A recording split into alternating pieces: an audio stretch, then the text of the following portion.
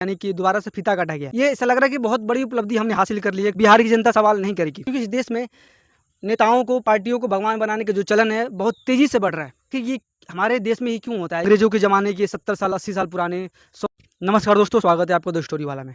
दोस्तों, इस देश में जितना तेज़ी से आंधियों में पेड़ नहीं गिरते हैं, उससे ज़्यादा तेज़ी से एक पुल गिर जाता है।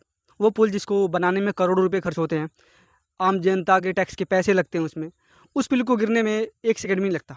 और उस पे कोई जाँच नहीं होती है, कोई कार्रवाई नहीं होती है, कोई छापेमारी नहीं होती है, कोई आपको न्यूज़ नहीं मिलेगा कि इस पुल गिरने के बाद से इस कंपनी के ऊपर ताला लगा, इस इंजीनियर को जेल हुई। बहुत कम आपको देखने को मिलेगा। दोस्तों, अभी की जो हालिया घटना है वो विक्रमशिला सेतु पुल, जो आपको बिहार में 49 मीटर का पैच टूट के गिर गया था, और उसके बाद से एक छोटा सा पैच लगाया गया था ताकि लोग आ और जा सकें। बाद में उस पैच को और बड़ा करके और सही से जोड़ दिया गया है, और आपको जान के हैरानी होगी कि उस पुल को दोबारा से उसका लोकार्पण हुआ है, यानी कि दोबारा से फीता काटा गया है। समझ रहे हैं? ये ऐसा लग रहा है कि बहुत बड़ी उपलब्धि हमने हासिल कर ली है टूटे हुए पुल को बना के। यही इस देश की विडंबना है दोस्तों, और मुझे लगता है कि बहुत सारे लोग होंगे, बिहार की जनता होगी, इस बात से खुश होगी और इसको अपनी उपलब्धि मान रही होगी कि सरकार ने एक टूटे हुए पुल को बना दिया। और मुझे यकीन है कि वही जनता जो है सरकार से ये सवाल करने की हिम्मत नहीं कर पाएगी कि वो पुल टूटा क्यों? आखिर जब पुल बना था तो फिर जाँच क्यों नहीं हुई? किस तरह का मटेरियल इस्तेमाल किया गया और कौन-सा इंजीनियर उस पे लगा था? कौन-सी कंपनी उसको बनाई थी? मुझे लगता है कि इस पे कोई बिहार की जनता सवाल नहीं करेगी, क्योंकि इस देश में नेताओं को, पार्टियों को भगवान बनाने का जो चलन है बहुत तेज़ी से बढ़ रहा है। और एक धड़ जो है दूसरी पार्टी को भगवान मान चुका है, एक धड़ दूसरी पार्टी को भगवान मान चुका है। तो सवाल करना मुश्किल हो गया है अभी। तो मेरा बस एक छोटा-सा सवाल है कि आखिर ये हमारे देश में ही क्यों होता है? एक पुल बनता है और फिर वो 2 साल बाद गिर जाता है।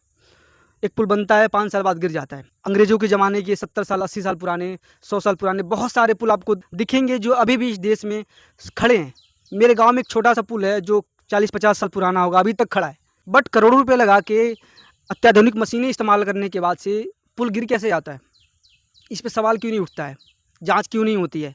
लोगों को जेल क्यों नहीं होती है? बाकी दोस्तों, पुल के रिपेयर होने के बाद से विक्रमशिला आप कितने खुश हैं, ये आपको भी पता होगा। ये मैं खासकर बिहार की जनता से पूछ रहा हूँ। और अगर बिहार की जनता को लगता है कि ये सिस्टम जो है ऐसे ही सही चल रहा है तो ठीक है, कोई दिक्कत नहीं है। बाकी बिहार की जनता, आप इसके बारे में क्या सोचते हैं? आपकी कितनी अकाउंटेबिलिटी बनती है? क्योंकि पुलों के गिरने के बाद से मुझे लगता है कि कितने सारे पुल, सैकड़ों पुल मुझे लगता है अभी तक बिहार में गिर चुके होंगे, अगर आप डेटा निकालोगे तो। सैकड़ों पुलों में अरबों रुपए लग चुके होंगे।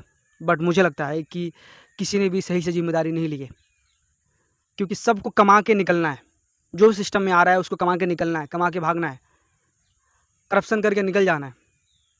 यही हमारे देश की विडंबना है, और मुझे लगता है कि ये कभी सही नहीं होने वाली है, कभी ठीक नहीं होने वाली है। बाकी दोस्तों, आपकी क्या राय है? आप क्या इसके बारे में सोचते हैं? मेरी बातों से आप कितना सहमत हैं?